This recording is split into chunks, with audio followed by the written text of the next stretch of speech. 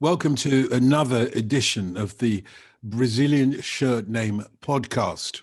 I am Dotun Adebayo in London.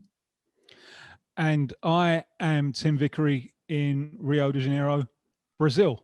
And what we're going to be talking about over the next few minutes involves, I think, lots of things going on in both of our respective countries. Because we're going to be talking about the great Pelé, who's just turned 80. Two significant moments in his life, not very far apart. His first ever game for Santos, and then 10 months later, to the date, his first ever game for Brazil. But at the same time, on Dotun's side of the Atlantic, it is all kicking off. There are so many things. Just to get this ball rolling. Pelé first played for Santos on the 7th of September, 1956. His Brazil debut is the 7th of July, 1957. Do you know what happened on the 6th of July, 1957? The day before Pelé played for Brazil for the first time is the day that John met Paul, that Lennon and McCartney met for the first time. Lennon would have been 80 earlier this month. We're talking about movers and shakers in what, for my mind, is the greatest times in the history of humanity. Let's get it on. Yes, indeed. We are talking about the 7th of July, 1957 on this edition of the Brazilian Shirt Name podcast.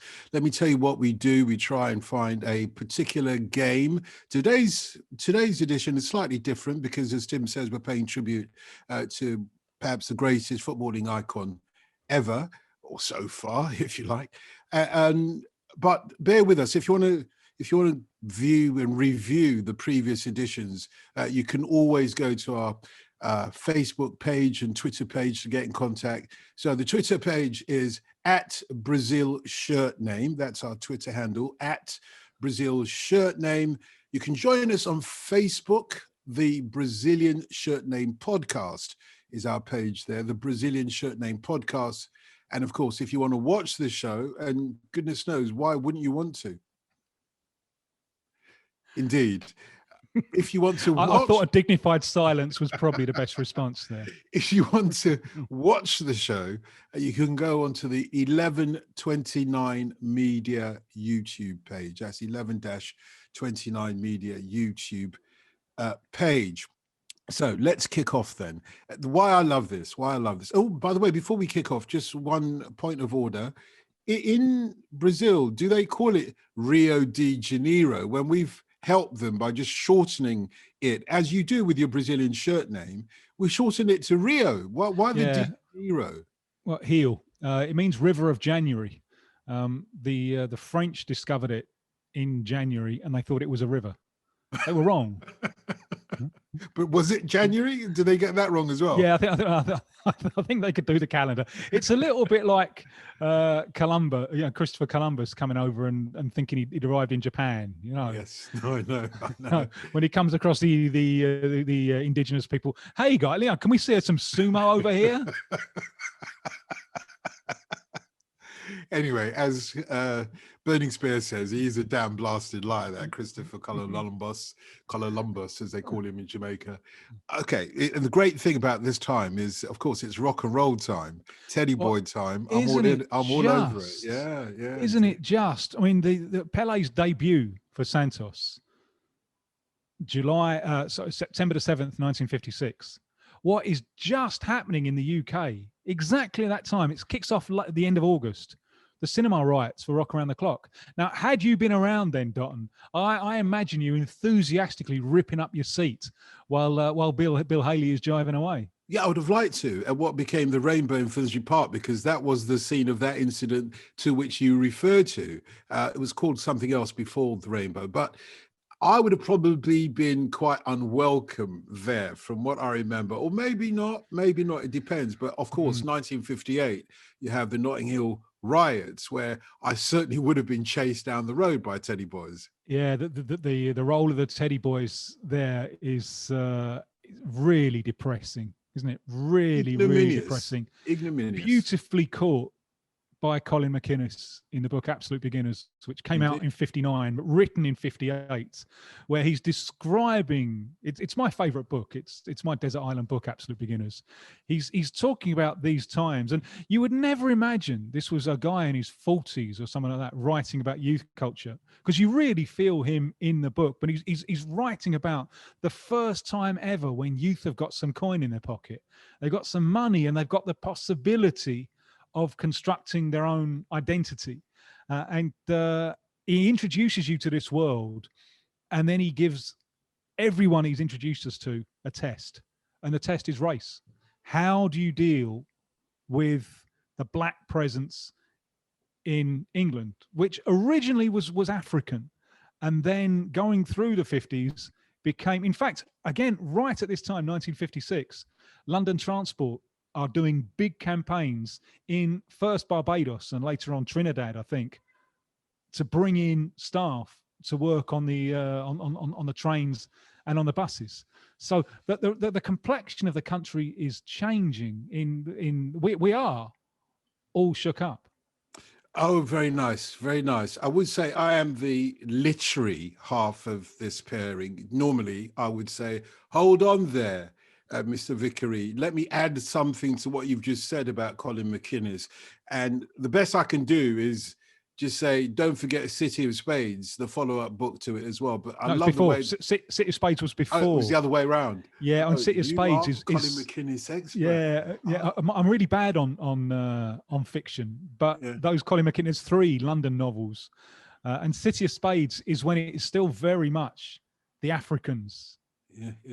Who have come over, and then by 58, when he's writing Absolute Beginners, it's more of a West Indian thing that's coming over, and after that there's Mr. Love and Justice, which looks much more at prostitution than the racial angle. But they're 3 great London novels. But Absolute Beginners, in fact, the lead character at Absolute Beginners, at the end of the book, he tries to go to Brazil.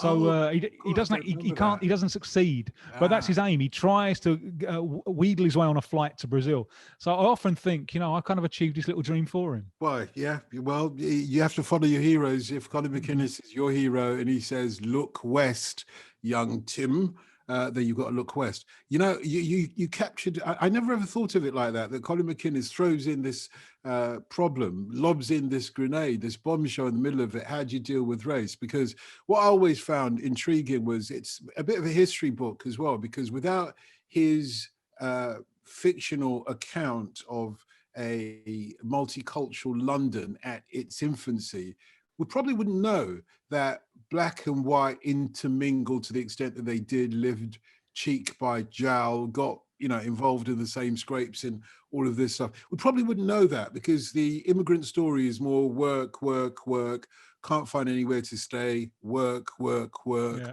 No dogs, no Irish, no blacks, work. But there he gives a kind of a 3-dimensional view of the immigrant experience. But I will keep that in mind. In fact, I'm tempted to read it all again. You said all shook up.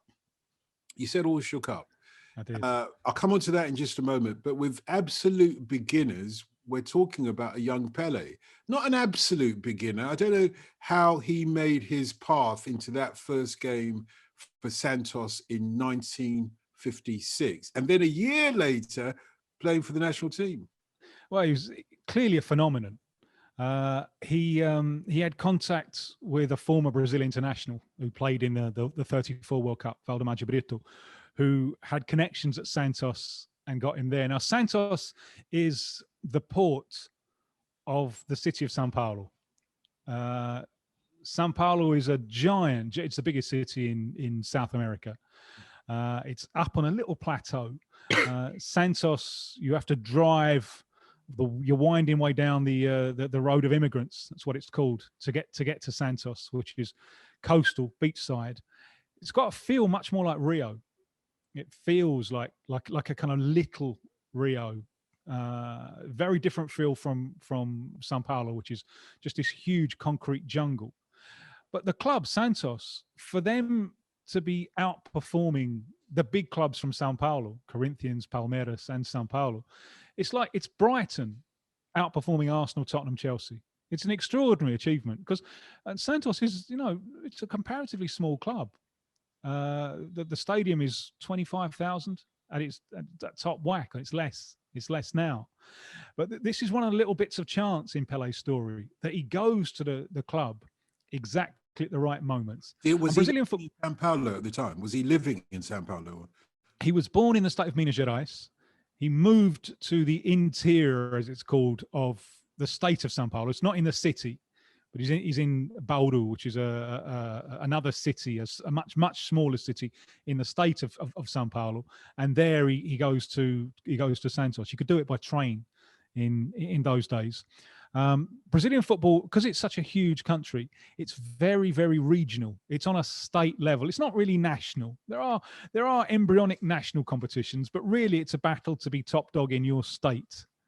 Now, Santos, in all the years of it, they'd only ever won once, 1935. And then they win again in 55. And that's the team that Pelé goes to. So he's going into a team which is full of great players. And that's one of the real bits of luck that, for a young player to find his feet, the pressure is taken off him because he's surrounded by fantastic players around him. Had he gone to a worse club, he would have found it much harder, I think, to go with such speed. And he makes his Brazil debut just a few months later. Both the Santos debut and the Brazil debut are off the bench. You couldn't have substitutes in official games in the English league or in World Cups, but you could in Brazilian football and in the game he played against Argentina on the 7th of July, 57. So both times he comes on as substitute, and both times he's fantastic and just instantly brilliant and scoring a goal. Why is he so good? For me, he is, not only is he athletically magnificent, he can run faster. He's got great balance. He's although he's a skinny kid, he filled out left foot, right foot, head, everything.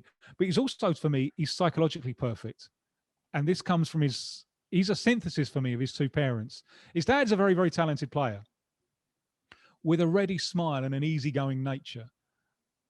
That's the Pelé that everyone loves. That everyone thinks, what a great bloke.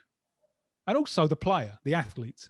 His mum is a really, really strong character at a time when there were no opportunities, especially for married women. They might work a little bit when they weren't married, but once they got married, so there's no avenue for her to express the strength in her personality.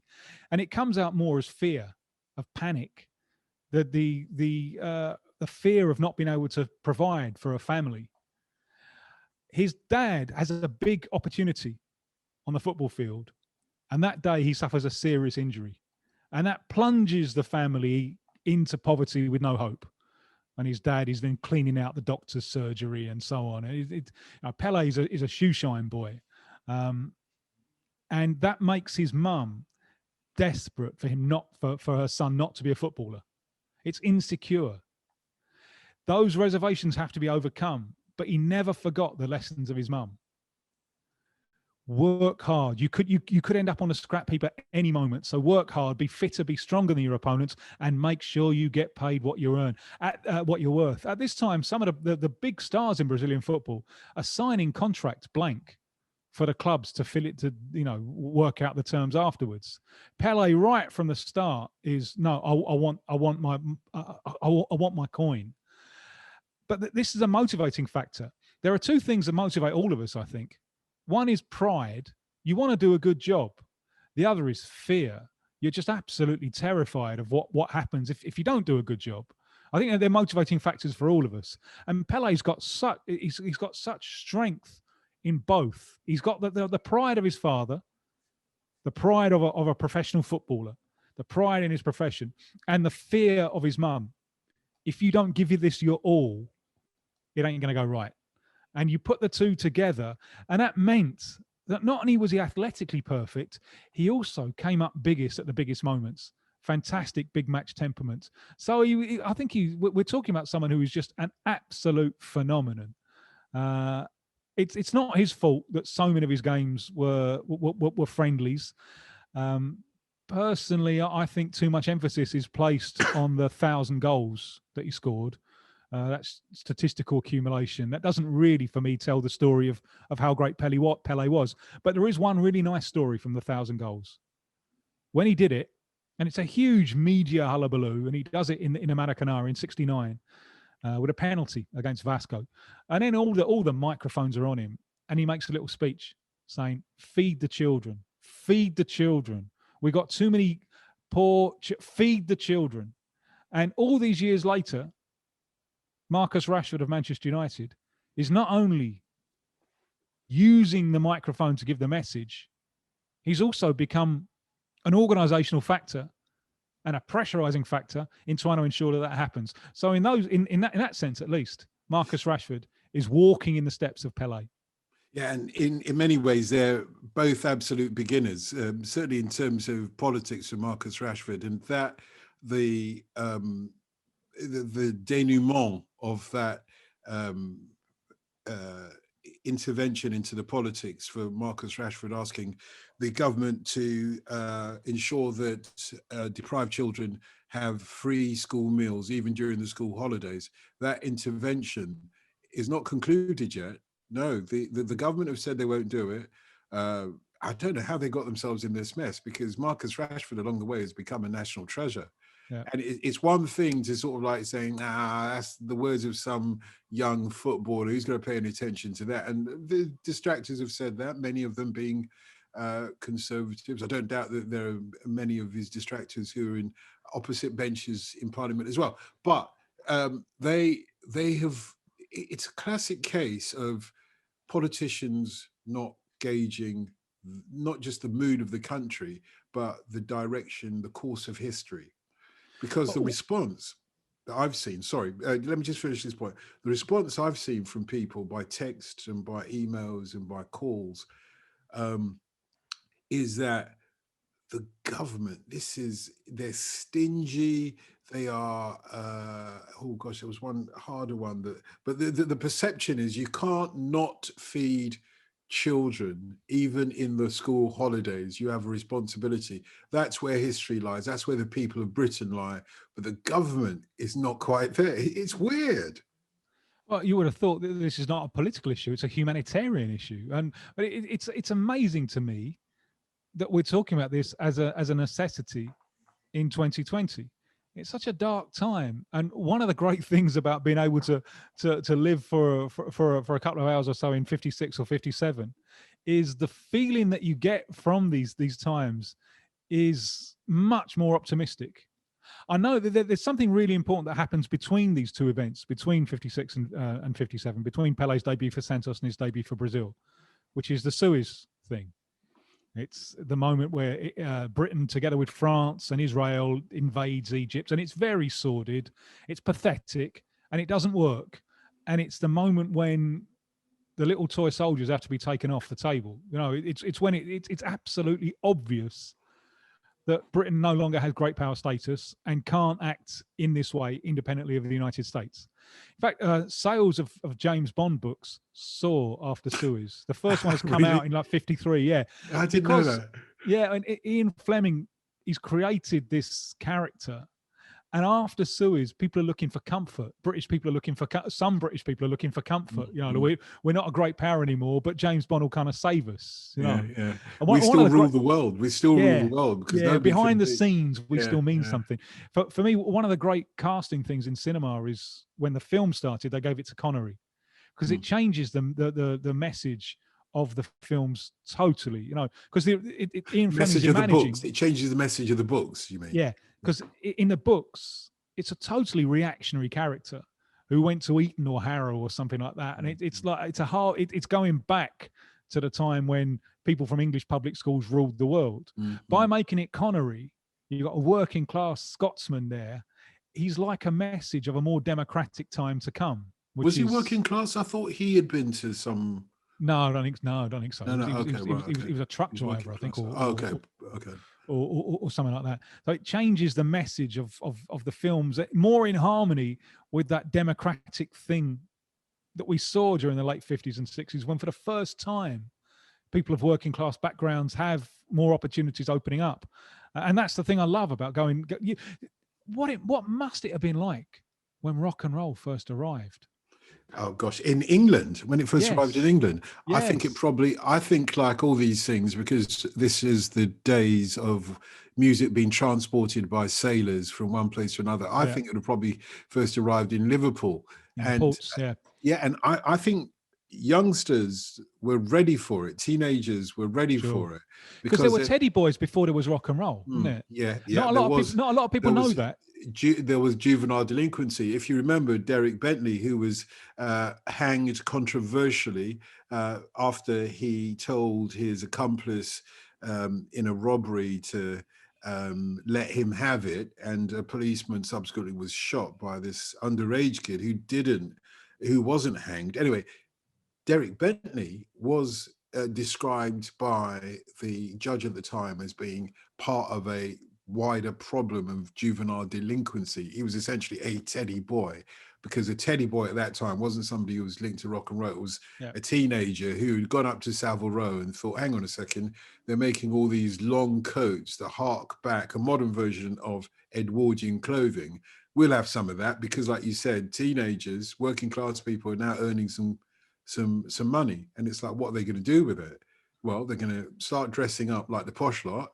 Yeah. And well, funny enough, in working class culture, and I mean working class irrespective of race, let's say in poorer cultures, there is an impetus. I'm sure you see it in Brazil as well. There is an impetus to always look your best, particularly when you're going to church or whatever, but also on a Saturday night or going to a party, you dress up to the nines, which is why if you look at what's at number one in the chart on July the 7th, 1957, in the UK chart, it's Lonnie Donegan, Mr. Skiffle himself. But not only is it Lonnie Donegan, it's a double A side. Yeah. And I know which side you're gonna stress. Putting on the style, baby, putting on the style. That's what all the young folks are doing all the while. He echoes it from 57, but that, as you say, the trajectory had been there a few years before.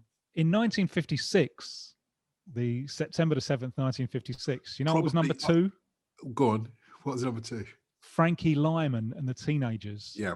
Why Do Fools Fall in Love? That eventually got to number one though, and it stayed there for a while as well. Yeah, well, it's a huge record, isn't it? I mean, it's a magnificent record. It's amazing. It's probably the high point of Frankie Lyman's career. It's the blueprint for the Jackson 5, Frankie Lyman and the Teenagers, who were a mixed black Puerto Rican group coming out of New York with a charismatic teenage singer. And I don't know anything that he did afterwards, but I know that one of them was called "I'm Not a Juvenile Delinquent." Exactly. That was on was that the second single? I think that was the second single after Why Do Fools Fall in Love. It was I'm not a juvenile delinquent. Boom, boom. No, no, no, no, no, no, no, no, no, no, no, no, no, no, no, no. I'm not a juvenile delinquent. He thinks he doth protest too much. Well, exactly. There's a little, West Side Story's got a lot of that, isn't it? The Officer Krupski. We're psychologically disturbed. Not just West Side Story. If you look, I think there's a trajectory between Frankie Lehmann and the Teenagers, Why Do Fools Fall in Love, and all that era of doo-wop, and what is now Hamilton, one of the biggest musicals ever, which people hear it as a sort of a rap thing. But again, the roots of rap, doo-wop will be part of it, because doo-wop artists, just as you get grime artists today, and they have a sort of a backstory, which is usually, I spent a bit of time behind bars. Doo-wop artists were just the same. They were juvenile delinquents who formed together. Frankie Lehmann and the Teenagers formed at school. They used to rehearse in their hallway. They shared a tenement block. They used to rehearse in the hallway. The neighbours used to say, "Shut that bloody racket! What's the matter with you?" How can you And say that about Frankie Lyon and the well, this is teenagers? before they've had the $1 million hit. Although they claim they were already rehearsing "Why Do Fools Fall in Love." They claim that they wrote it, but what happened was a bigger company came along and they said, "Right, we'll have that," and we wrote it. But the actual teenagers who survived Frankie Lehmann sadly died very, very young, tragically, with all sort of drug abuse. In his story, etc. He had so much pressure. You know, what you say about the Jackson 5, remember, this is before the Beatles. This is before the Beatles. So you're talking about one of the very, very first boy bands, Frankie Lehmann and the Teenagers. They had no... Is it? I've always said Lyman. Is it Lehman? Well, I don't know. I always say Lehman, but, you know, I don't... Let's call the whole thing off. Well, you can do. I certainly don't like him to be a lie man. I'd rather he was a Lee man. Anyway, whichever it is, Frankie Lehmann and the Teenagers for me.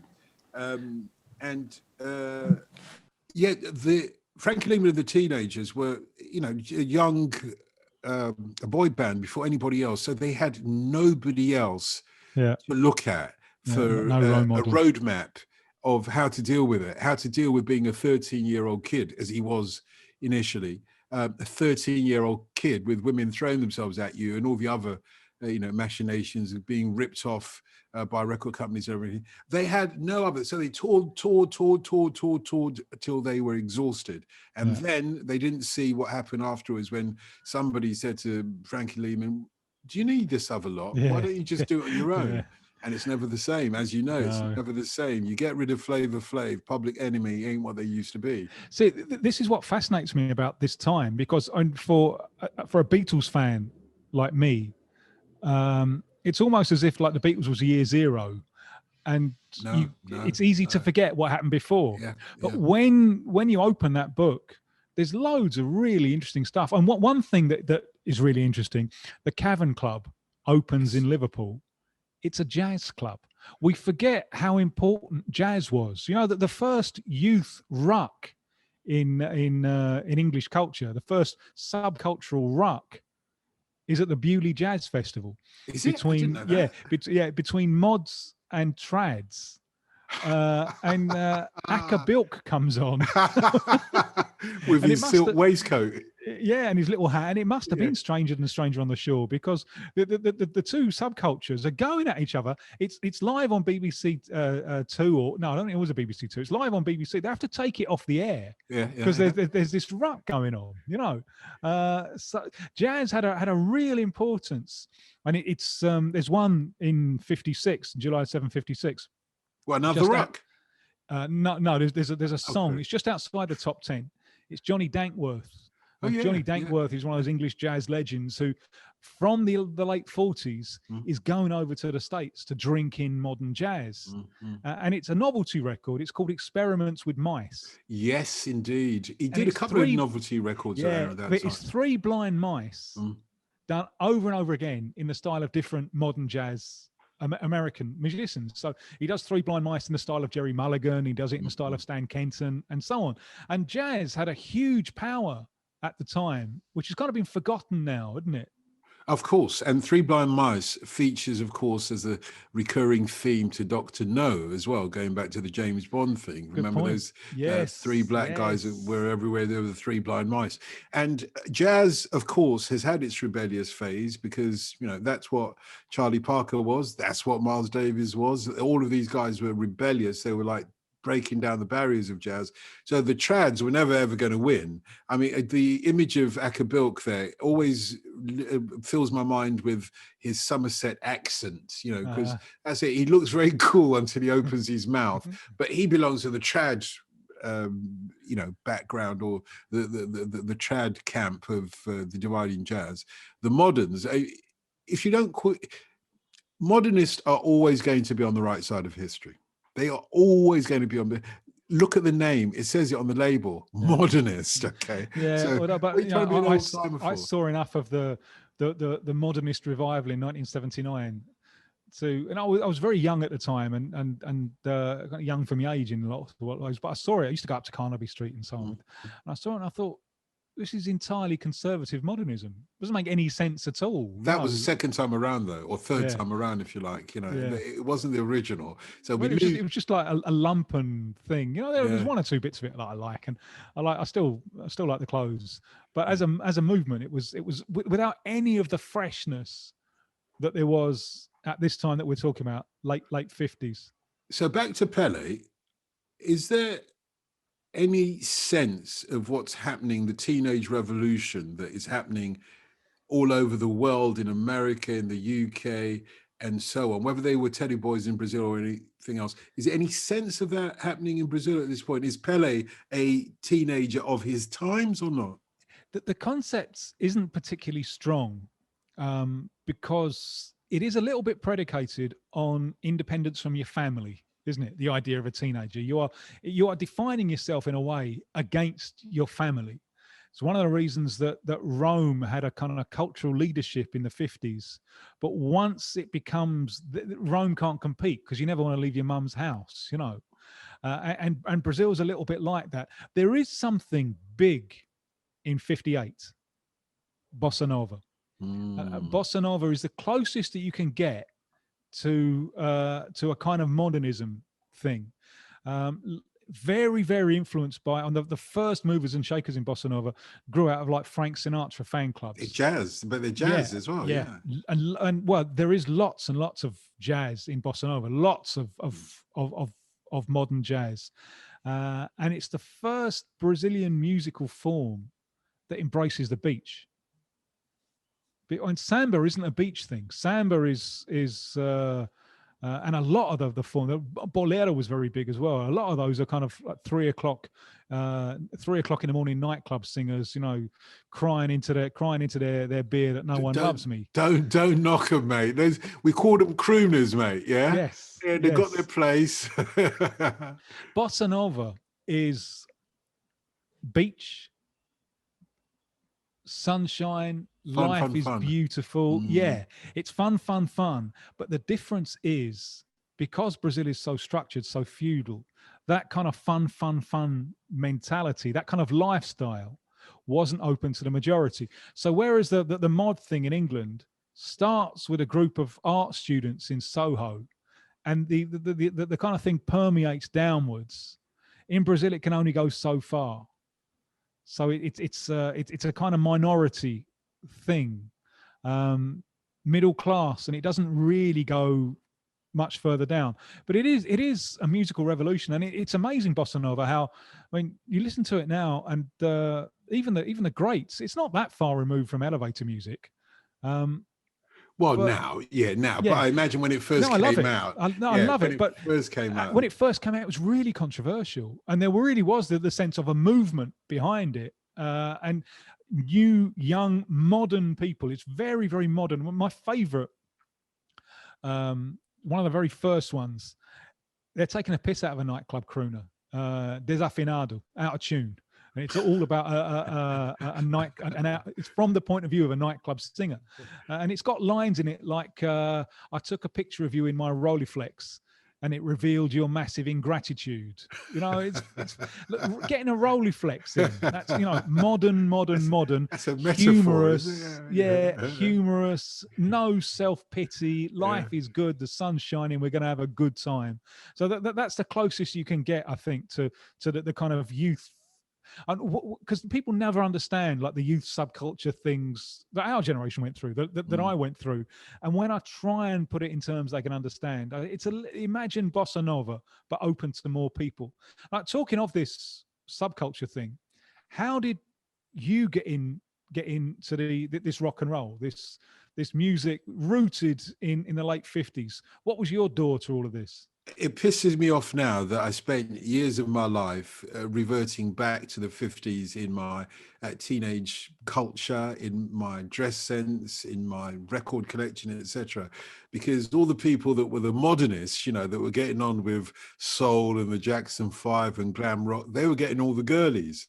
Yeah. You know, and I was too young for the girlies when I got into rock and roll. I was too young to even know that there were girlies. You know, I come from a family of all boys, went to a boys' school. I just didn't know girls existed. When suddenly a guy I was Until at they school started stealing your sperm, and then you started thinking about this in a very different way. that is so if you're going to far write a in the book with that future. title, then you have to take it. I'm sorry. But I'm Using your saying, God-given name with your photo on the front cover. What do you expect? you see, you're not being fair with me, because with Pelé, you leapt forward 1 year to 1958, which is a momentous year for Pelé, for Brazilian football, for Sweden, no less, and as you say, for the Bossa Nova. Yeah. It's a momentous. You went forward 1 year. With me, you've gone forward half a flipping century. Let me just wind it back to when I was about. Statute of limitation on these crimes. It's true. You have a point. You have a point. So I would have been about 12 years old, and I used to love Michael Jackson's "Rockin' Robin." Yeah, I thought that was the greatest thing. I knew no sense of its roots, that it was originally by, is it Bobby Day, the original in about 1957 or something like that. And I just loved it. You know, Jackson 5 were part of our DNA, because you saw the cartoon every Saturday morning, and, you know, they were wholesome, and you envied them. You know, as a Black Londoner, I was like, fuck, I wish I was a Black American, because they looked like they were having the fun that you were talking about Bossa Nova. Every time you opened up, I mean, the way that we connected with Black America was through essentially Ebony magazine. Ebony magazine was this middle-class Black magazine published in the States, and all it showed you were all these sort of really upper middle-class Black people who all basically looked like white people. You know, they dress, you know, very posh, and they had a little bit more style about them. I'm not making a racial point, you know. No, because they're trying harder, aren't they? Yeah, they are, and they all had pinstripe moustaches, the men, and were smoking more menthol cigarettes. You know, more was the long, slick one, menthol cigarettes, and all the women looked like Diana Ross. That's what we grew up with, okay? I mean, genuinely.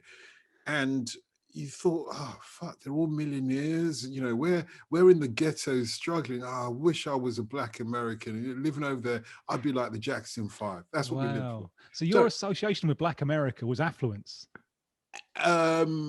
Affluence, yes, but I would say more, and I probably didn't interpret it at the time, but I think now I would say my association was more a kind of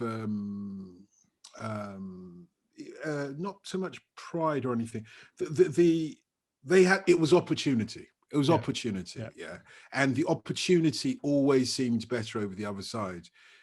Anyway, I was listening to Rockin' Robin, literally going to school, going twiddly dilly dee, twiddly dilly dee, twiddly dilly dee, twiddly dilly dee, and I didn't know what I was doing. And this guy, a mixed race guy, half Somalian guy. Funny enough, his brother works in the BBC. Anyway, Osman Ahmed said to me, "Have you ever heard of Little Richard?" And I was like, no. And, you know, there was no humor about it. I didn't think, you know, Little Richard, I wonder what that means or anything else. That didn't come much later. I was probably in my 30s before I realized, oh, Little Richard, I guess. All right, okay, joke. But before that, I just like, no, Little Richard. He said, no, you should try and listen to Little Richard, or, you know, one of his records. So, you know, I did all my research and everything like that.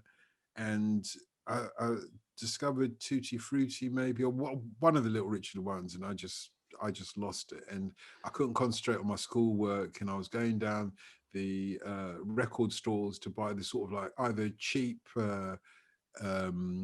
old rock and roll records in a new package, but like Woolworths would sell them, which was a big supermarket, or, you know, hub, or what is it, kind of grocers or whatever it is.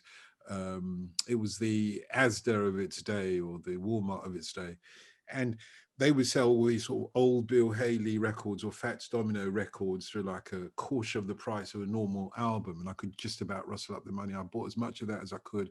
I read everything about. I remember once I found the most money I'd ever found, top of Hermitage Road, just before it touches Green Lanes. For those of you who know that side of North London, just opposite Finsbury Park on the Green Lanes angle, I found. On the pavement, I found like about, you know, like about 15 shillings, and it was all stacked up. Like there was like a 10-shilling note, and then there was a half a crown. It's all stacked up waiting for me. And I just like quickly scooped it up before anybody else did. And do you know what I spent it on? I spent it on this book about the 50s and Teddy Boys, because I looked in the book. It was being sold at local newsagents. I'd had my own book for ages and ages and ages. And I spent my money. I spent half of, what I found on it, just to look at these pictures of Teddy Boys, all sort of standing in the 50s, black and white photographs of them looking kind of like cool or whatever it was. And I didn't have any idea that they were chasing black folks in 1958, by the way. And I thought, yeah, that's cool. And I found out more and more and more. And then as you get older, you sort of like start going, whenever any gigs come up with any of these old time rock and rollers, you try and get to it, bunk in or whatever you could, because you couldn't really afford it in those days, mostly. And then I bump into a actual Teddy Boy. I remember I was on a bus by Turnpike Lane Tube Station, and standing right at the bus stop in Duckett's Common was this kind of like, he was like a Turkish guy, so it was like a modern day Teddy Boy. Like he was more my age than, well, he was a little bit older, maybe he was like 5 or 6 years older, but he was dressed in a draped suit. And I just jumped off the bus and I'm like, hey man, I'm kind of like, yeah, I'm a Ted too, like, is that right? Okay. Well, I'm part of the Southgate Teds, do you want to come up and see us? And before I knew it, I was a Ted. And that's the story. It's funny you mentioned Little Richard, because on the 7th of September 1956, when Pelé made his debut for Santos, just outside the top 10, Long Tall Sally by Pat Boone. Oh my word. Don't go there, mate. Just don't go there. Pat Boone should have his license to cover black music revoked. And because all he ever did was destroy it. Do you know the famous Pat Boone story about Ain't That a Shame? Do you know that one? No. Okay, Pat Boone is this white guy. I've got nothing against him personally. He was a graduate of Columbia University. He was an English graduate of Columbia University. And this was the days when everybody was looking for the next great white hope. Like Sam Phillips looked for a white guy that can sing like a black guy. Well, that was Elvis Presley. So now you've got to get the next one. And they're looking in places like New York and elsewhere for the next great white hope. Somebody who can turn black music, which was still seen as being problematic for a wider audience, blues and rhythm and blues or whatever, just black artists were somewhat problematic. Would you let your teenage daughter listen to this black guy who's going, "Ooh, my soul, Lucy, and won't you do your sister's will?" That's supposed to be Little Richard or whatever it is, or Long Tall Sally. Would you? I didn't know you could get that high. Yeah, well, neither did I. Neither did Little Richard. But would you let your daughter listen to that music? Probably not. So it was seen as problematic. The secret then was, when you get a great black song, quickly get some white guy to cover it, even before the black guy his version has been released. He's just gone and recorded it. And somebody at the recording studio has phoned up, RCA or whatever, and said, look, it's a really good tune. The black guy's just done it. Let's pass it on to Pat Boone. Well, Ain't That a Shame for Fats Domino comes along, and Pat Boone looks at it and says, no, I couldn't possibly, me being an English graduate from Columbia University, couldn't possibly say, ain't that a shame. Surely it is, isn't that a shame? Isn't that a shame? And I think they actually tried it, and then they said, look, man, you just got to go for Ain't That a Shame. That's the only thing. But he was reluctant. The biggest shame is he actually recorded it. Yeah, one of my favorite, it's in some ways, it's a similar story to that of Frankie Lehmann or whatever. But everyone knows the song Fever. Yeah. And the one that Peggy, you see, you mentioned it, Peggy Lee, which is a great kind of nightclub finger cracking. The original. I discovered this fella in the late 80s and for a while, late 80s, early 90s, I didn't listen to anyone else. Little Willie John. Yeah. He's the original of Fever. Oh, I didn't realize that. Okay. No, he's the first one. And just a little tiny guy with a voice, just his massive voice. For me, maybe the greatest singer who ever drew breath. And at this point, he's having hit after hit after hit. He's big, and he ends up killing a man in a barroom brawl, doing time and dying while he's in prison. I think one of his kids sings with Stevie Wonder, so there's still a connection there. But Fever, you instantly went for the white version, Peggy Lee, but the original, which is it's so sassy. The original there, Fever by Little Willie John. One of the things I've always loved about the Beatles, the Stones, the Animals, and all of those groups, I've always loved the respect with which they treated black music. And the Stones were responsible for breaking a lot of black artists to a white audience. And I saw them here on the beach in Rio a few years back, and they did "Nighttime Is the Right Time" by Ray Charles, and they put a huge photo of Ray Charles up, saying, "Look, this is the man. This is the man." I always loved them for that. The respect that they've played, that they've consistently paid. They always pay to black music. That's where we got it from. That's where we started from. It's easier perhaps for me to feel that way than you. Do you feel the same way about them? And how do you feel about even like Bill Haley and so on? How do you feel about, because these days, someone like a contemporary Bill Haley, if it was a new art form, would be accused of cultural exploitation? No, I don't think he would.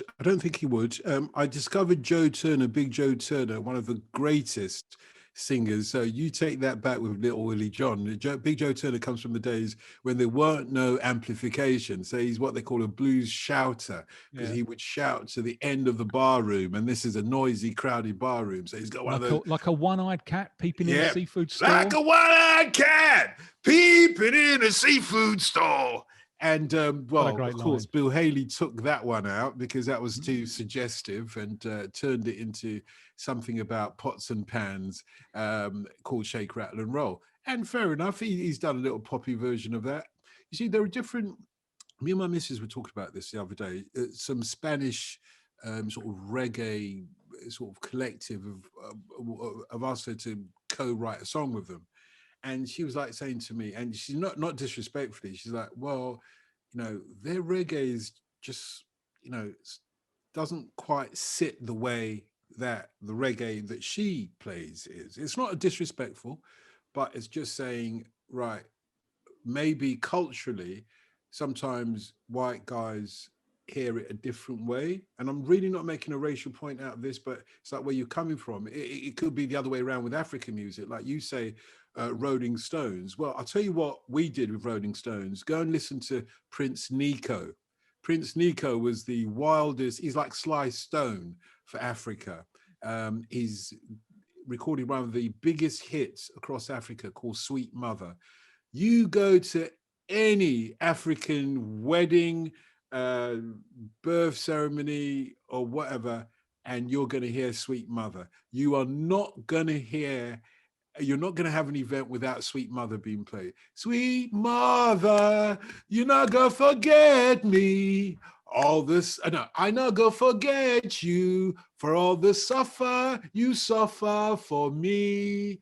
Honestly, and you look at Prince Nico, listen to the guitars, mate. You listen to that's rock and roll African style, but it's still got that kind of rhythm, kind of like the African driving rhythm of the bass line there. Yep. It's not like what you call rock and roll, but for us, that's right. We hear it a different way. I'm saying we, but culturally, where you're from determines the way that you interpret music. And if you're from a middle class pop tradition, Bill Haley was actually from a country and western tradition. He was initially called Bill Haley and the Saddlemen. The reason he became the Comets is because Halley's Comet was about to do, one of its 70-year revolutions of the Earth. And they thought, everybody's talking about Halley's Comets. Let's call ourselves Bill Haley and the Comets. So they were country and western guys. That's the roots of Bill Haley and the Comets. So they're going to hear it a different way. You know that tune Release Me, the Engelbert Humperdinck? Right. The original of that was by this country and western combo. The name escapes me right now, but you can hear it on YouTube or whatever. You hear how he does Please Release Me. You hear, and then you realize it's a country song.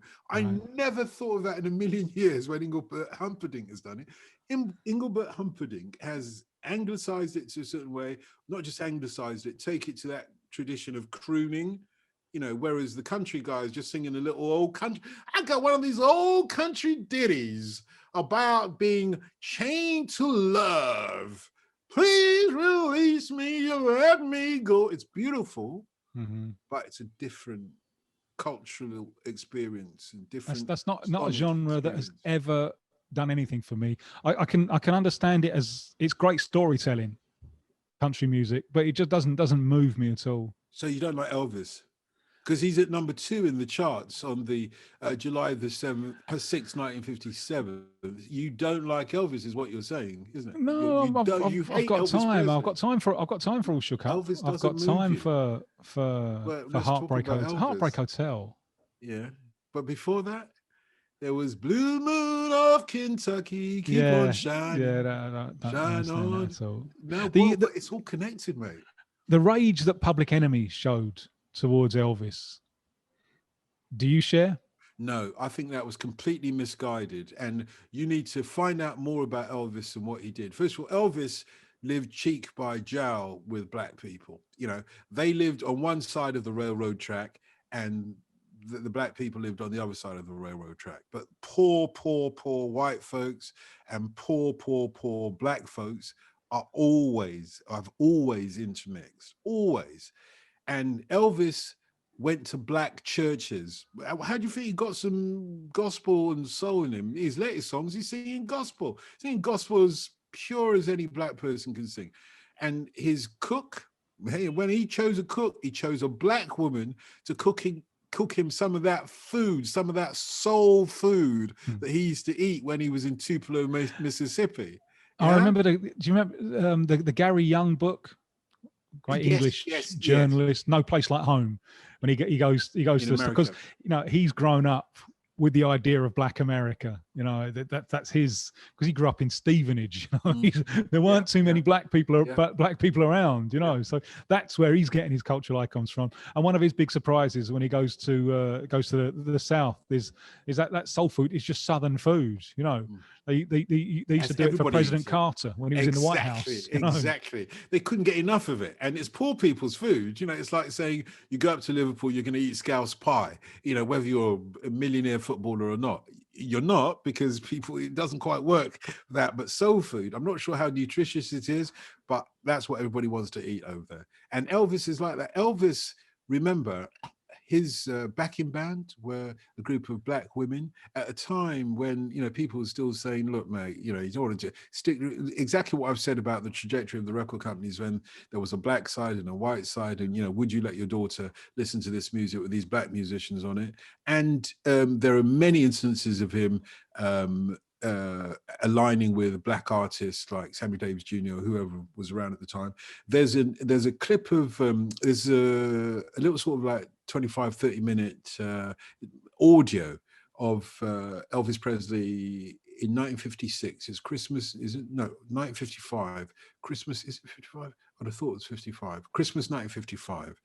Elvis Presley comes back to Sam Phillips's studio. He wasn't supposed to be working. It was Christmas. He wasn't supposed to be working, but he's driving some dolly bird around in his Cadillac, and he goes past the studio and he just turns his Cadillac around saying, let's see what's going on. So he arrives there, and Carl Perkins is there, and Johnny Cash is there, and who else is there? Jerry Lee Lewis is there. So they call this audio tape the $1 Million Quartet. Have a listen to that, Tim. Have a listen to that, because then I think Chuck D, fair enough, not knocking him, they probably weren't as conscious of what he did at the time. Elvis Presley is talking about, they're having conversations. His favorite artist is Chuck Berry. He's, I love that one, and he plays it about 5 or 6 times on the piano. Brown-eyed handsome man. He starts off playing it. I just love that line. And what's the next line when he talks about, going around third base, he hit a high flyer into the stand. The judge around the third, he was looking for base. He's a brown-eyed handsome man, or however the lyrics go. Flying across the desert in a TWA, I saw a woman walk across the sand. He was walking 30 miles en route to Bombay to meet a brown-eyed handsome man. And we know very well he wasn't talking about the color of his eyes, was he? No, of course. But I'm saying Elvis does it, and over again. And then he references, some guy said, look, Elvis's big hit, one of his big hits at the time is Don't Be Cruel. Okay, so he's had the hit with Heartbreak Hotel. It comes back to Memphis, talk about Don't Be Cruel. And he said, look, Yeah, he was playing a gig at some place, and after his gig, he would always go down to this like black dive, afterwards. And he said, yeah, there was this, black guy there, and he did Don't Be Cruel, but you should have seen the way he did Don't Be Cruel. He was like, call me on the telephone. And he was like doing the way the black guy does it. But he said, I love that guy doing it so much. I came back every night to see him. That's Elvis. Fantastic. Now, come on, great. let's not diss the man. See, I wonder how differently things would have panned out had his manager not been Colonel Tom, it's one of the most bizarre stories. Colonel Tom was Dutch, and no one knew. How could he be Dutch? Was he Polish? I thought he was Polish. No, he was Dutch. He was definitely Dutch. I thought he was Polish. definitely Dutch. Okay. And it took years and years and years for this to come out. He may well have been involved in a murder in Holland and fled to the States for that reason.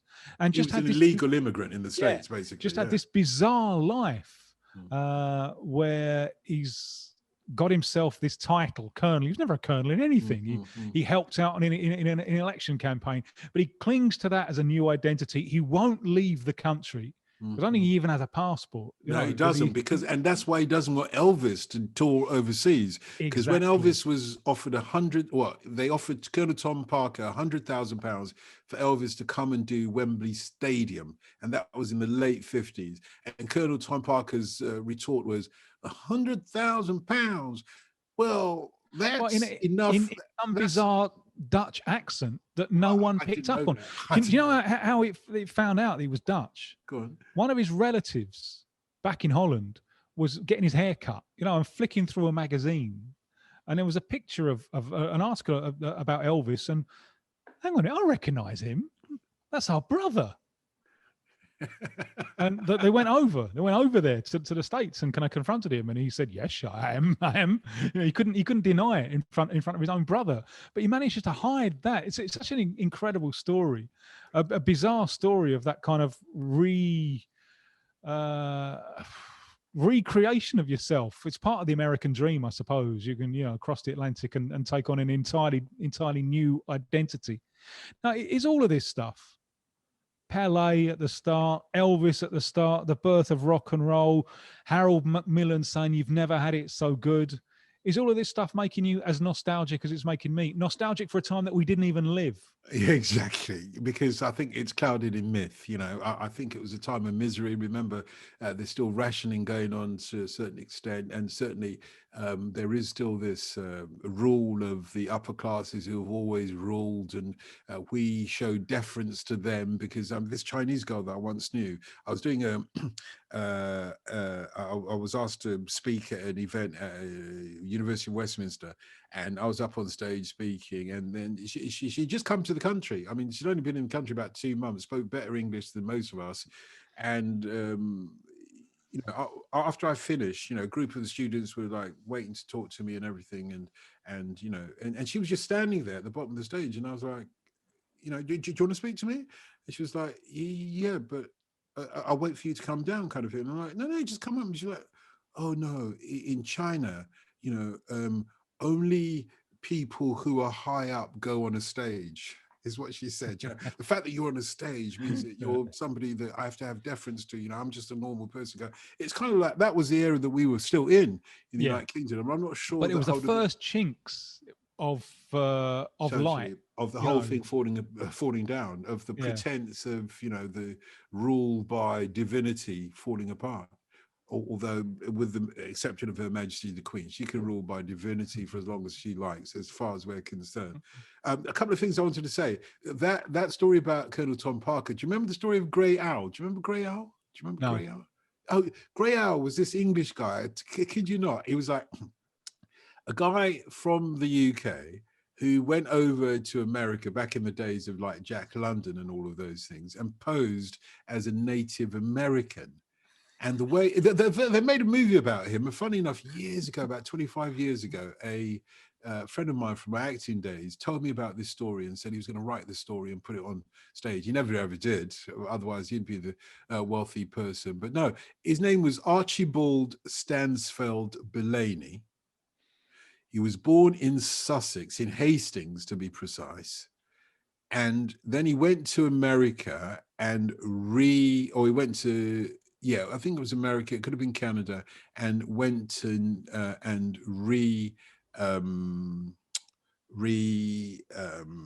designed himself as Grey Owl, as this American, or represented himself as Grey Owl, this Native American. He got the suntan, and it was only when he was asked to come over to Britain, Grey Owl, this sort of noble Native American conservationist figure, to come to Britain, like fur trapper and all that sort of stuff, to come to Britain to talk. And he was at a library in some local place, and somebody else shouted,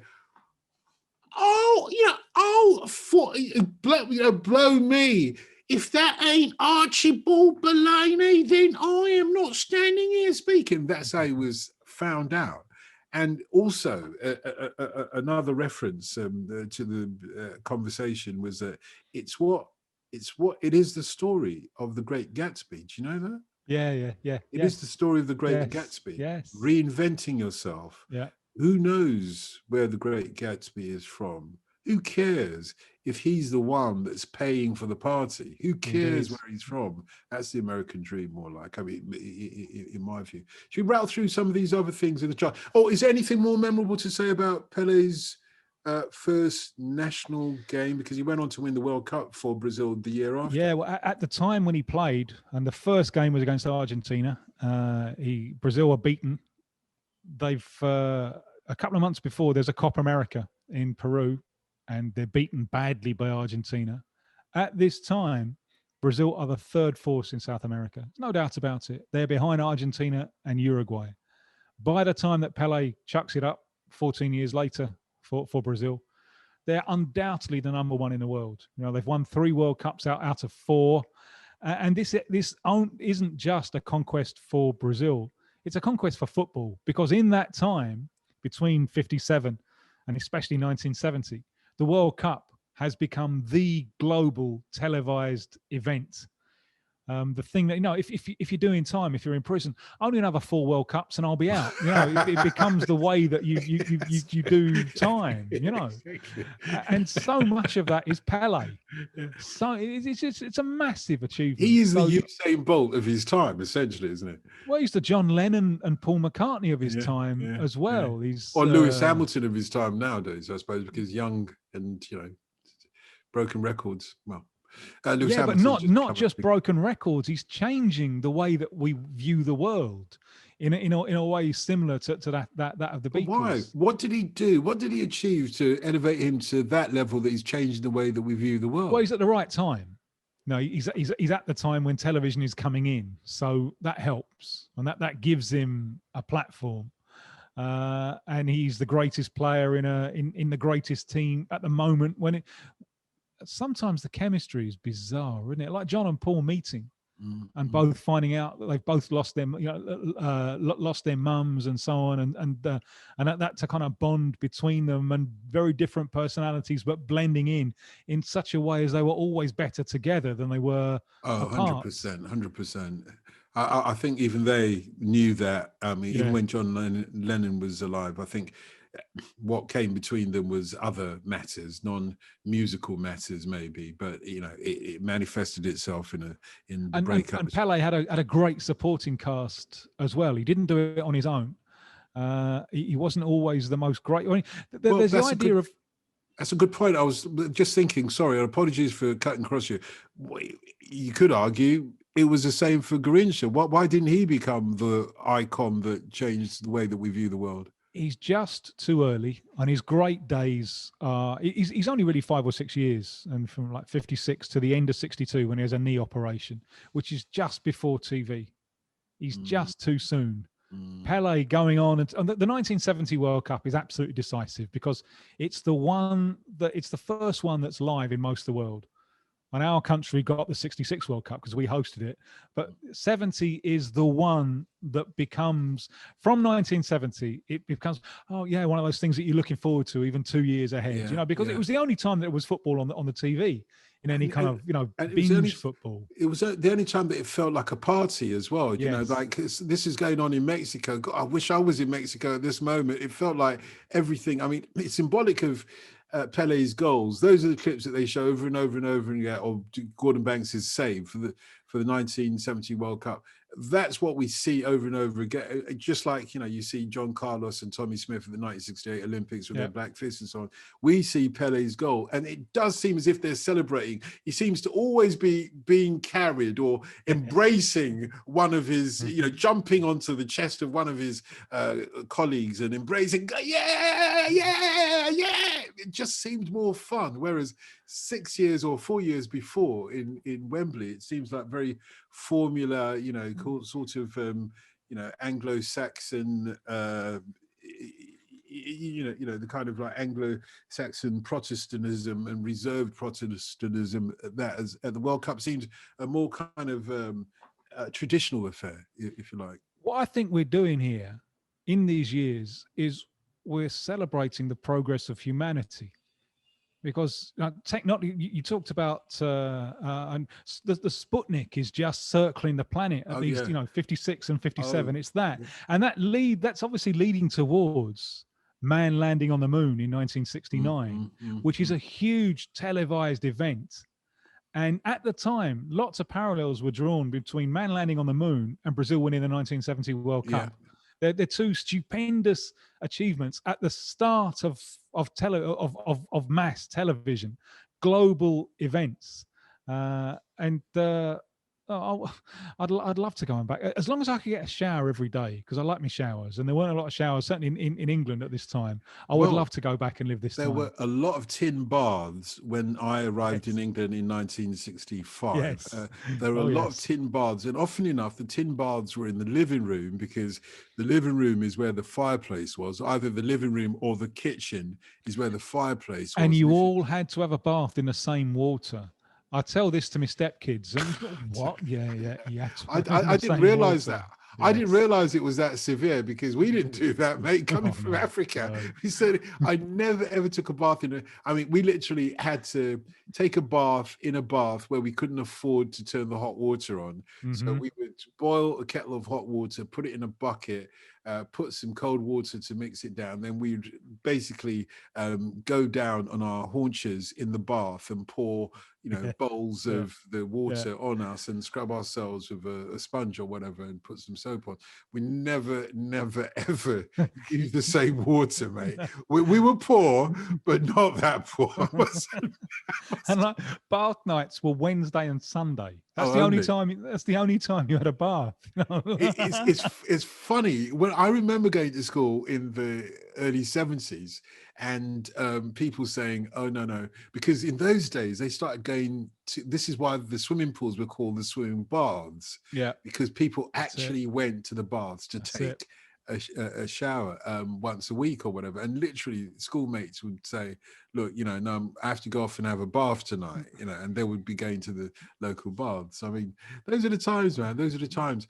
For Brazil, though, how do they view Pelé now? Why did they celebrate his 80th birthday? I can't imagine the equivalent happening here. If Bobby Moore was alive, would we celebrate nationally his 80th birthday? We wouldn't. We didn't celebrate Bobby Charlton's 80th birthday. Why would we celebrate? That's the point. Do you know what I mean? Well, how many things do you associate Brazil with in a global audience? But that's globally. Winning. Yeah, but I'm talking about why the Brazilian people. Yeah, because they're obsessed with the world, being the best in the world. This is the best in the world. This is the longest bridge in the world. This is the most beautiful place in the world. They're obsessed with that. One of the tragedies of being Brazil is such a huge country that isn't globally significant.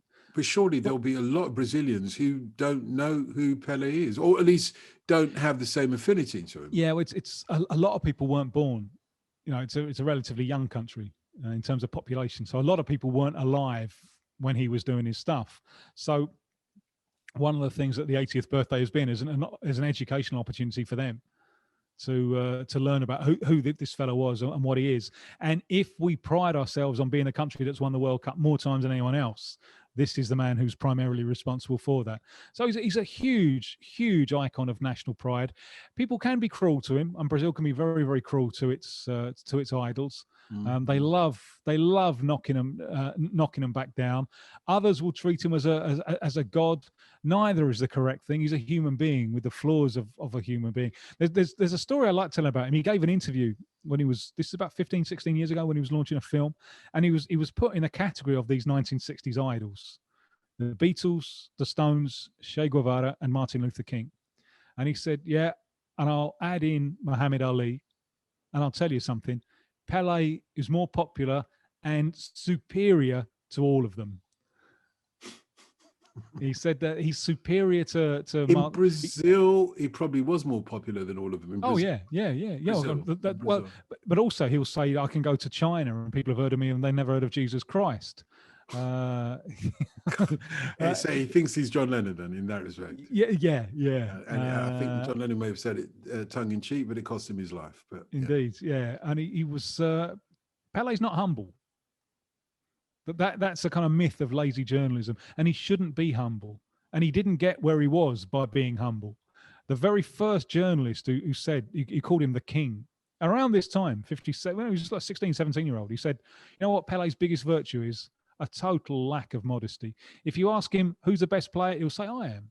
And he said even the ball is intimidated by him. The ball arrives at his feet with the docility of a sweet little puppy, and which I think is a lovely description. He was someone who knew he knew he was great, and he wouldn't have been great had he not known it. You know, that was part of him. That's part of his aura. In the same way that the Beatles, on the one hand, the Beatles, it's like, yeah, anyone can do this if they put the hours in. But on the other hand, they knew that they were really special. False modesty doesn't get you anywhere. And I will encourage anybody listening to this podcast to check out the charts on this weekend of the 6th of July 1957. We've mentioned Gambling Man putting on the style, Lonnie Donegan at number 1. I'll come back to number 2 in a second, if I may. We've mentioned Along the Way, we've mentioned Peggy Lee. She's at number 7 with Mr. Wonderful. And Nat King Cole. He's still the great Nat King Cole. I love Nat King Cole. He never went away, even during the rock and roll days. He's still there, hardcore, with When I Fall in Love. You know, that's and poor old Johnny Ray. Yeah, indeed. They used to call him Johnny Cry Baby Ray. Do you know that? Do you know that? Yes. Oh, you know that. Okay, well, Yes Tonight Josephine is a novelty song. He's not Napoleon, but he's riffing off on that. And Bing Crosby's still in the charts at number 10. Just outside the top 10. Yeah. Tommy Steele. What's your view on Tommy Steele? Because he started the English thing, didn't he? He was the English Elvis for a while. I mean, totally, it is corny to think it. It's very corny because when you look at it now, it's a poor man's Elvis, you know. But he was like skinny little Cockney kid from the East End, you know, happy-go-lucky, a little bit like Joe Brown, you know, and a few years later would be. And Tommy Steele starts off with a rock and roll tune when things are still on 12-inch called Rock with the Caveman. And it's the most basic. You know what I was saying about how culturally you hear the music differently? Well, it's like that because it's probably an English kind of, I would say it was more like what Lonnie Donegan became famous for afterwards, which is skiffle. It's like homemade rock and roll. This. Yeah. Rock with the caveman, rock with the caveman. But you certainly saw from an early step, because he was part of the stable of Larry Parnes, as I'm sure you know, Larry Parnes, Shillings and Pence, as he was known, who was the equivalent of Colonel Tom Parker for a British audience, and launched the careers of people like Marty Wilde. Anybody who had a Flash Harry name is undoubtedly from Billy Fury, that kind of thing, undoubtedly from the Larry Parnes stable. Stuck mostly to boys and men because, you know, the audience was teenage girls. Anyway, by his second or third track, he's already covering, what's his name, who did Guy Mitchell doing Singing the Blues. Yeah. So when he does that, and he does a close enough copy of Singing the Blues, you realize, first of all, that he's not going to be a rock and roller for much longer. And, you know, within months of that, he's already started doing things either in theatre or musical theatre, on films, musical. Well, that came a little bit later, but nevertheless, he's already started veering to being a kind of a cabaret idol kind of thing rather than a rock and roller, because that's probably where the money Well, is. there was no conception of it as a career, was there? Yeah, That yeah, because you know there was no one there to follow yeah, who'd yeah. had a career from it. So it was all so new. But he's had an amazing career, though. You know, when you think about, he was the chirpy Cockney before anybody else thought of being the chirpy Cockney. Well, that's not true, actually. There had been some old vaudeville kind of good old days kind of guys who had gone with But the he's a new kind of church. There's an article about him at the time. Mm, Ray mm, Gosling wrote it, mm. saying that he's got a kind of fuck you attitude about him. It's a new kind of more confident chirpy Cockney. Yeah, yeah, yeah. And he's from Bermondsey, which is South London Cockney, just on the banks of the south banks of the River Thames. And they call it the Waters now. This is there's a more contemporary use of it being close to the river. Do you know how old he is now? He must be closer to 90 than 80, I would imagine. No, no, no, no, no, no, no.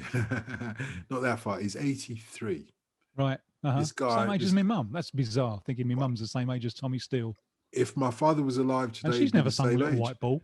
She I was going to say he was born literally about 6 weeks after my old man Tommy Steele. My old man's not with us anymore, but Tommy Steele, still in his 80s, kept quiet the last few years. Haven't heard anything from him, but it's great to know that, you know, the guy's still flying the flag. I remember working in theatre when he was doing Singing in the Rain.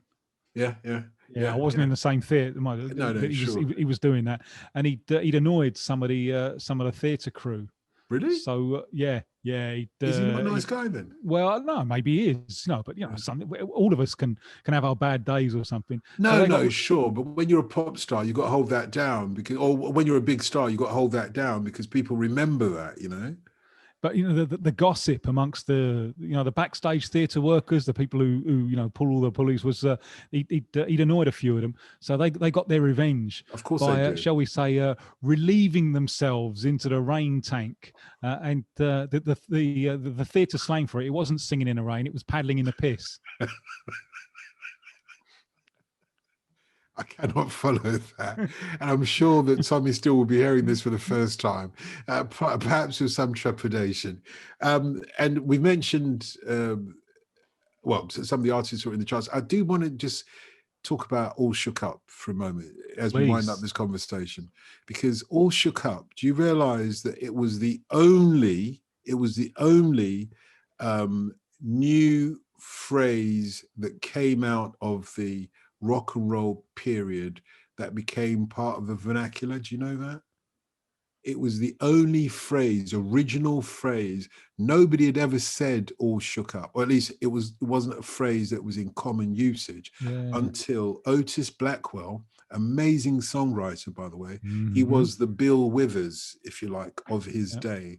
Wrote a lot of songs for Little Richard that we talked about.